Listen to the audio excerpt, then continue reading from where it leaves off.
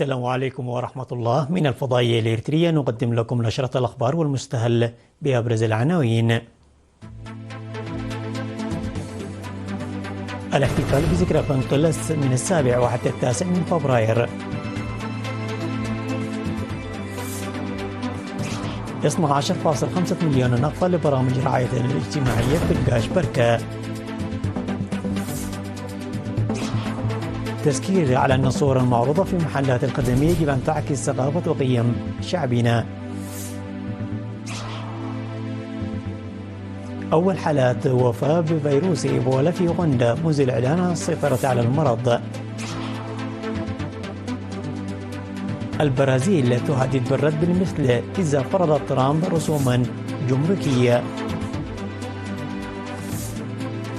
قذيفتين استراتيجيتين تحلقان فوق بحر أخوستيك واليابان.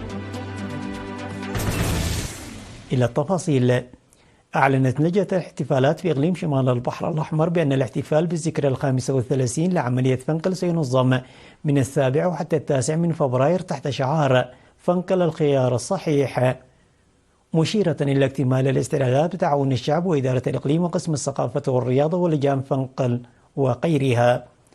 وأوضحت رئيسة اللجنة سيدة زينب عمر لوكالة الأنباء الإريترية إيرانا أن الاحتفال سيتضمن أنشطة رياضية ومسابقات معلوماتية معرفية وسيمينارات وعروض للصور والحفلات الشعبية. وأضافت أنه سيتم إقامة قاعة لعرض الوزارات وقوات الدفاع ومعرض للابتكارات والحرف لطلاب المدارس الثانوية وقرية للأطفال وعروض فنية في الشوارع وتاريخ النقل البحري للجبهة الشعبية لتحرير إريتريا وسيمينارات حول حل النزاعات. وذكرت بأنه سيتم تنظيم رحلات بالقوارب بأسعار مقبولة إلى جزيرة الخضراء منذ 29 من يناير وإقامة مرافق خدمية مؤقتة في جزيرة الخضراء، بالإضافة إلى إقامة سكان مصوع الحفلات الشعبية كل في منطقته.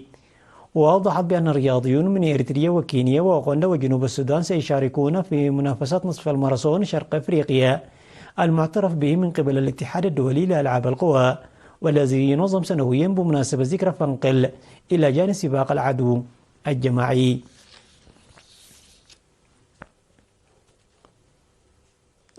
أوضح فرع وزارة العمل والرعاية الاجتماعية في إقليم القاش بركة صرف أكثر من 12.5 مليون نقفة وعين لدعم المحتاجين عامة وأسر الشهداء والمعاقين خاصة. وأفاد الفرع في الاجتماع الذي عقده في 30 من يناير أن المبالغ المالية التي حصل عليها من المجتمع وعمال المؤسسات الحكومية والمواطنين في المهجر قد تم توزيعها على المعنيين. كما أوضح الفرع تقديم أكثر من 35.6 مليون نقفة إعالة لأسر الشهداء وتقديم 522 عربة كارو للمحتاجين في مديريات فرتساو وعالي القاش وقلوج.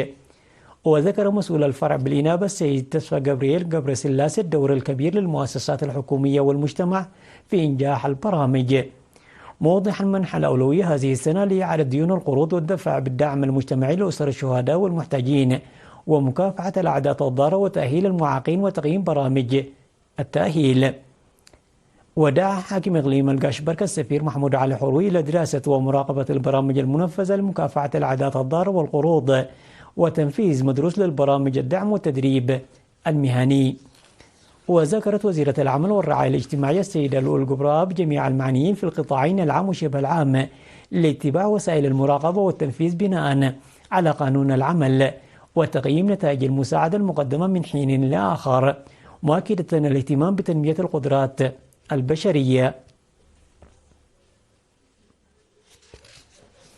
نظم قسم الثقافة والرياضة بإقليم عنسبة ورشة عمل بالتعاون مع خبراء الإدارة يوم 29 من يناير الجاري لمناقشة نقاط القوة والضعف والفرص والتحديات في الإدارة لصياغة خطة عمل استراتيجية خماسية تنفذ من العام 2025 وحتى العام 2029. وأفاد المدير العام لقسم الثقافة والرياضة بالإقليم السيد سراج حجي إن أنشطة القسم تأتي ضمن برامج التنمية الوطنية، وأنه يجب تخطيط وتنفيذ الاستثمار في التراث الثقافي المادي والتراث الثقافي والرياضات التقليدية والحديثة ليكون فاعلا ولضمان توريثه وتوثيقه بطريقة صحيحة. وسلطت الورشة التي حضرها المختصين والشركاء الضوء على إدارة الوقت والموارد وقيم العمل هي عوامل حاسمة للبرامج القابلة للقياس والتقييم. وأوصى المشاركون بدعم بعد مناقشة متعمقة بأن الافتقار إلى الميزانية الدورية والكافية والموارد البشرية والافتقار إلى مبادئ توجيهية واضحة للعمل وعدم كفاية البحث والتدريب وانخفاض عدد الإناث في العديد من المناشط الرياضية وعدم كفاية البنى التحتية الرياضية هي من التحديات الرئيسية. وتم تقديم طرحات لاتخاذ التدابير اللازمة لمراعاة الفرص المتاحة على المستوى الإقليمي وإقامة مسابقات ثقافية ورياضية شاملة والعمل الجاد على إنشاء فرق رياضية وثقافية على المستوى الإقليمي. أفاد مفوض الثقافة والرياضة السفير زمال التخلي في مؤتمر صحفي لوكالة الأنباء الإريترية أنه سيقام سباق نصف ماراثون شرق أفريقيا الدولي 26 في مصوع بمناسبة الذكرى 35 لعملية فنقل المجيدة يوم الجمعة المقبل الموافق 8 فبراير.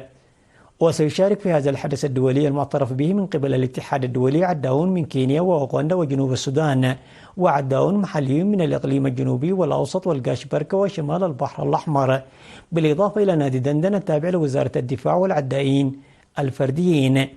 كما أشار لتنظيم العدو الجماعي وسباق 10 كيلومترات لفئة الإناث والسباق الرياضي للبارا أولمبيك لمسافة 5 كيلومترات. يذكر فوز العداء سمسوم أمار اللاعب عداء نادي الإقليم الجنوبي بسباق نصف الماراثون شرق أفريقيا الذي أقيم في نسخته 25 العام الماضي وهو الاستحقاق الذي وجد الاعتراف الدولي بالعام 2017.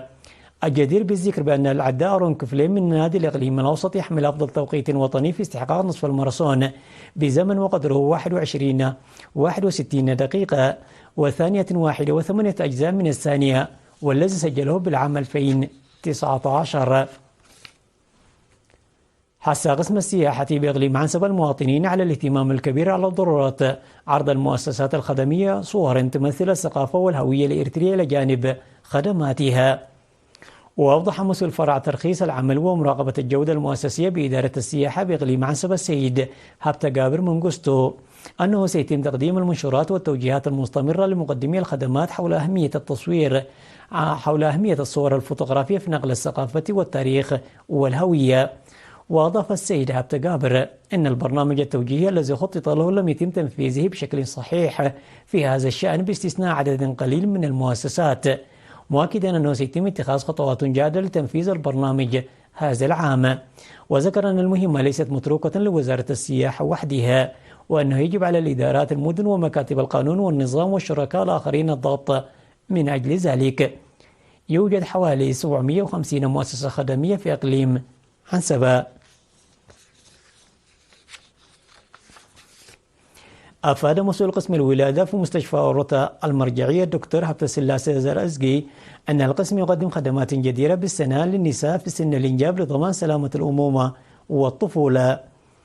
وأوضح دكتور حبت السلاسة أن مستشفى أوروتا الوطنية المرجعي باعتباره أعلى مؤسسة للمراجعة الصحية بالبلاد يوفر التعليم العملي والنظري بالإضافة إلى الخدمات المتعلقة بالولادة والحمل على مدار 24 ساعة موصيا بانتظام الخضوع للمتابعة الصحية من 8 إلى 12 مرة في فترة الحمل وحثهن على الاستمرار في القيام بذلك بانتظام بعد الولادة للحفاظ على صحتهن وصحة المولود. وذكر أن مهمة القسم هي ضمان أم صحية وطفل سليم وحث الأمهات بشكل عام والحوامل والنساء اللائي يتلقين المتابعة الصحية بشكل خاص على ضمان صحتهن وصحة أطفالهم من خلال متابعة اتخاذ التعليمات التي تقدم لهن في المحاضرات التي يلقيها الخبراء والمختصين في المجال الصحي. تم التذكير للعمل بجدية أكبر لتعزيز مشاركة المرأة في التعليم في مديرية قلعلو. وأفاد مدير مدرسة باردول للابتدائية والمتوسطة الأستاذ عبد أحمد لوكالة الأنباء الإريترية أنه على الرغم من أن مشاركة الطلاب بشكل عام ومشاركة الإناث في المدارس الابتدائية بشكل خاص أمر مشجع إلا أنها لا تتقدم كما هو متوقع في المراحل الدراسية المتقدمة.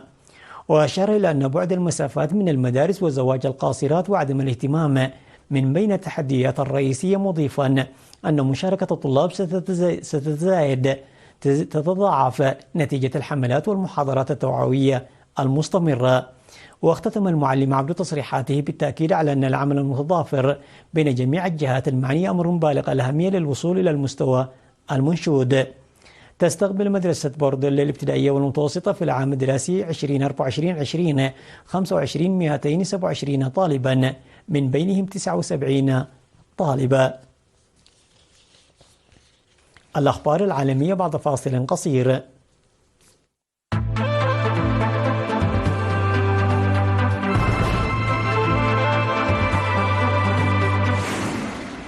أعلن مسؤول صحي فقدان ممرض لحياته في أوغندا بسبب الإيبولا، ليكون أول حالات وفاة يتم تسجيلها منذ أن أعلن عن وقت تفشي المرض في البلاد قبل عامين تقريبا.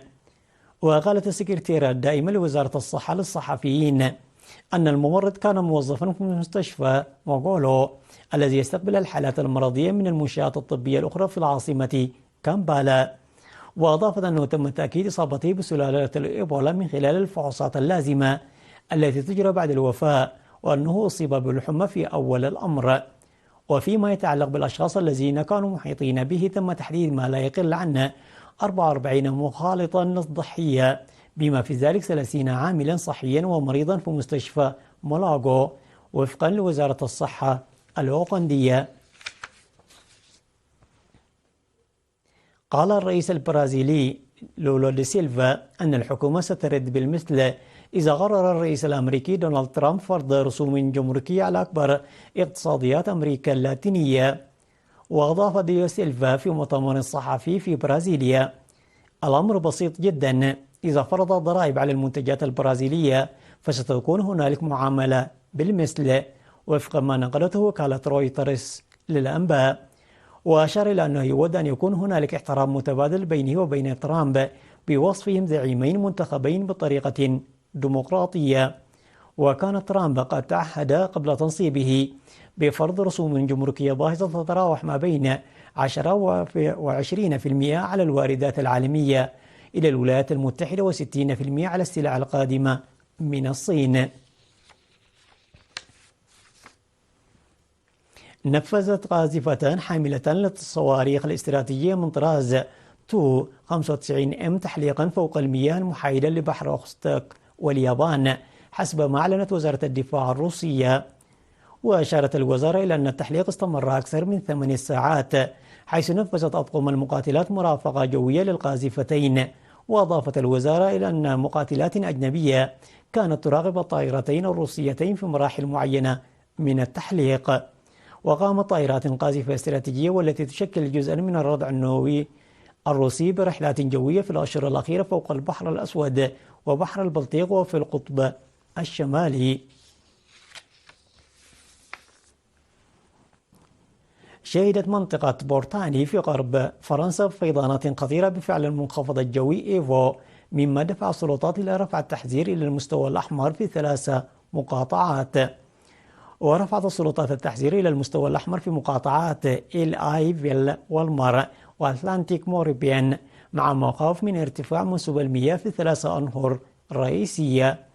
ووصلت منسوب المياه إلى مستويات مرتفعة جدا حتى نهاية الأسبوع، مشيرة إلى أن الفيضانات قد تتجاوز الأرقام المسجلة يناير عام 1995 على نهر فيلان أردوان. التذكير بالعناوين مرة أخرى.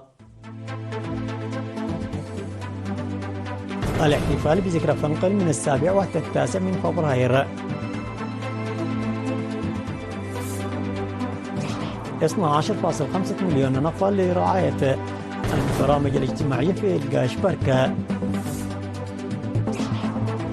تذكير على أن الصور المعروضة في المحلات الخدمية يجب أن تعكس ثقافة وقيم شعبنا. أول حالة وفاة بفيروس إيبولا في أوغندا منذ إعلان السيطرة على المرض.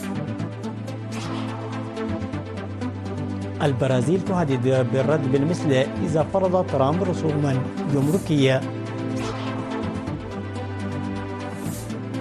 قاذفتان استراتيجيتان تحلقان فوق بحر أوخستيك واليابان.